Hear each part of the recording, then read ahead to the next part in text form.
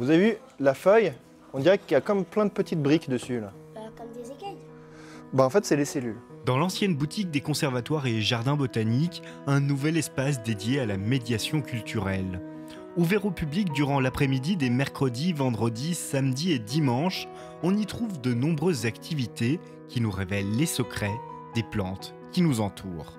Je suis là pour répondre à toutes les questions, pour utiliser les loupes, microscopes connectés qui sont derrière nous, expliquer plein de choses sur la botanique, les collections vivantes, les collections d'herbiers. Car l'institution cultive un savoir-faire reconnu à l'international. Environ 15 000 espèces sont réparties dans les collections vivantes. Les herbiers, eux, regroupent plus de 6 millions d'échantillons. Et la bibliothèque est une référence mondiale en botanique. Donc là on a une pâquerette. Je demande souvent aux gens combien de fleurs vous voyez là-dedans. Donc on dirait qu'il y en a une seule, mais si on la met sous la loupe et que j'ajuste la netteté, en fait on s'aperçoit que les pâquerettes sont en fait des fleurs composées et que chaque petit point jaune à l'intérieur d'une pâquerette est en fait une fleur. Enfants ou adultes, en français ou en anglais, les passants sont happés par cet espace où apparaît ce qui échappe d'ordinaire à nos yeux. Vous voulez voir des mousses bouger? Ouais. Allez.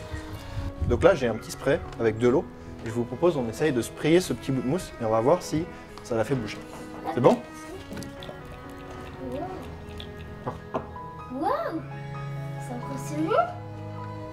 Là, Bouge quand vite, tu hein. regardes comme ça, tu mets de l'eau, ça fait rien, mais au microscope. Une particularité des mousses, qui sont des organismes pionniers et puis qui n'ont en fait pas besoin de grand chose pour vivre. Il leur suffit d'un substrat, un endroit sur lequel pousser, de l'eau et du soleil.